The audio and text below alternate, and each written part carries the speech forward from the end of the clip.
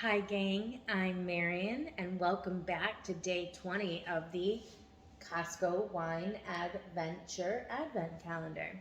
Today we are taking a trip to France. We're going to be trying the Champs Anchis. This is a blend of Grenache and Syrah.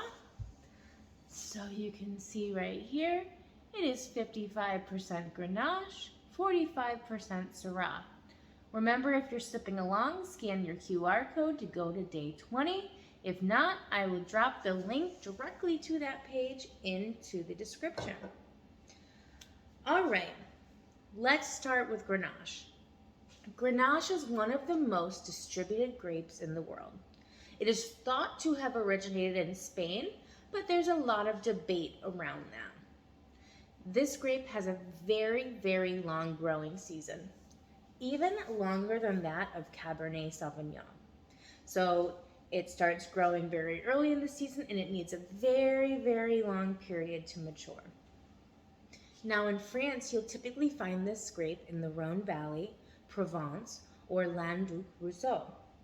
But it can be found all over the world, Australia, United States, and all over Europe. Now typically you'll see Grenache in a Chateau de Pont. Now, that is a very sought after wine, specifically the older Chateau de Pont. Those ones can go for very expensive, but you lay them down, you let them age, and they become very beautiful wines. These wines typically produce rich and flavorful reds with a deep ruby color. Primary flavors typically include an unmistakable candied fruit and spice flavor, but you can also get strawberry, plum, leather, dried herbs, and blood orange. They typically produce medium to full body wines, medium tannic wines, medium acidic wines, and semi-dry wines. You could pair Grenache by itself with slow-cooked meats, lamb, or you can use them to make braises in stews and dark saucy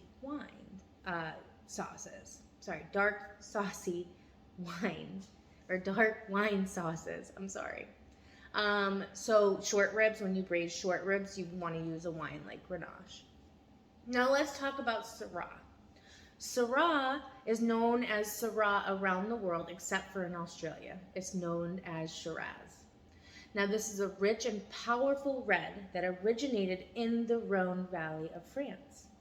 Flavors typically include blueberry, black plum, milk chocolate, tobacco, and green peppercorn. It's semi-dry, full body, medium to high tannins, medium acidity, and it's an extremely useful blending grape.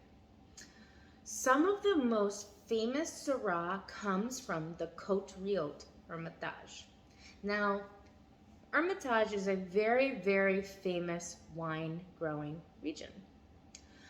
If you have never seen the Netflix movie Somm, S-O-M-M, and the first one, I highly recommend that you go watch it because they talk about the history of Hermitage there. What's interesting is that Syrahs from Hermitage are capable of getting better with age. Specifically, they lay them down for a minimum of 10 years to relax. But if you watch the documentary Somm, you'll see that some of these winemakers are laying them down for 20, 30, 40, 50, 60 years. And they're becoming amazing red wines. So I highly recommend that you watch Somm if you can. It's very informative. But full of wine history as well, if you're interested in that. Now, you would pair Syrahs typically with red meats, game birds, grilled mushrooms, eggplant, Munster cheese, and Chev cheese. Definitely a bigger red, so definitely pair them with those meals that need those big hearty reds. Now let's jump into our wine here. So I'd like to start this video out that this is a vintage of 2020. And how you can tell is right here on the back of the bottle. You can see it says 2020 right there.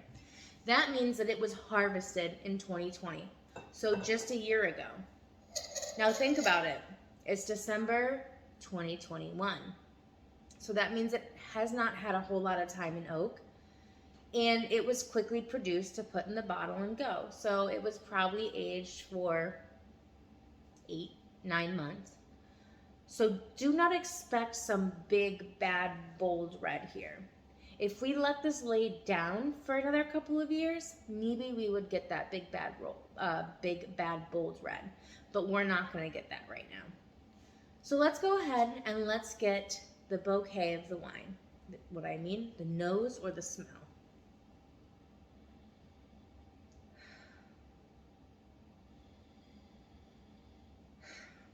I get a lot of like chocolate, espresso, plum, herbs.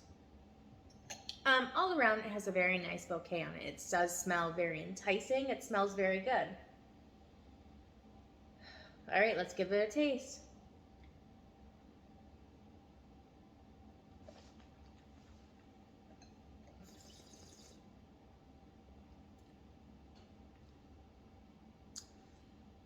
Semi-dry.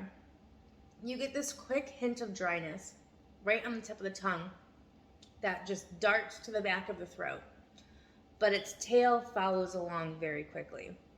So you'll get dryness here, shoots right back. Like I said, all of this goes with it, so it doesn't stay dry for very long on the palate. Lightly spiced, so it does give you that big kick right up front, but then mellows out. Earthy, candied and stewed fruit flavors, lots of herbaceous flavors. Now when I say herbaceous, I mean herbs. You get a lot of those herbal tones. Like I said, it's semi-dry, medium acidic, even kind of lightly acidic, because we're not getting that gushy, mouth-watering sensation that you normally get, like we've talked about before, that comes from under the palate. We're not getting that today. And medium body. It does have a long-lasting finish that finishes in the back of the throat.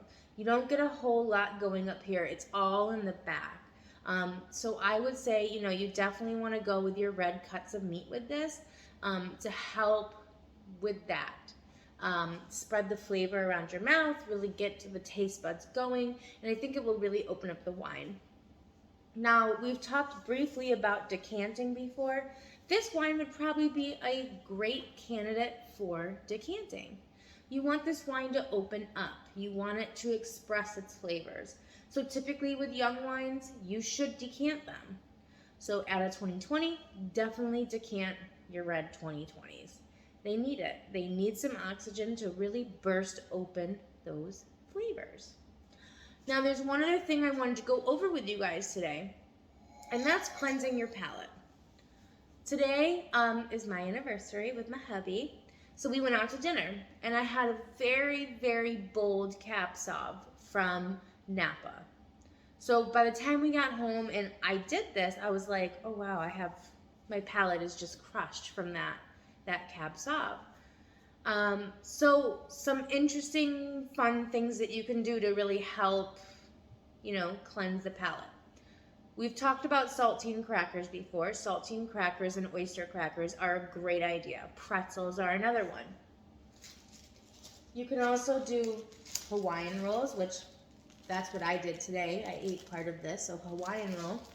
Or you can do tortilla chips. Tortilla chips are another great palate cleanser. So if you're trying multiple wines, you're trying 2 different wines, or you were drinking a wine and you go to a different wine and you're like, I don't know what to do with this. Try getting one of these, or some oyster crackers, or some saltines, or even some Ritz crackers. Cleanse that palate so that you can taste. All right, so today is day 20. Let's go ahead and bump out day 20. All right, we got day 20 down here. Let's get that bumped out. I'm pulling it apart, guys. Pulling it apart. There we go. All right. Let it snow for day 20. So cute. All right, gang. Thank you for joining me on our trip to France today. I cannot wait to see you tomorrow. Can you believe that we only have 3 more wines to go? I just can't believe it. Where did these 20 days go? I've had so much fun with you all. Until tomorrow, au revoir, my friends. Au revoir, mon amis. Cheers. Happy holidays. Happy almost Christmas. I will see you all tomorrow.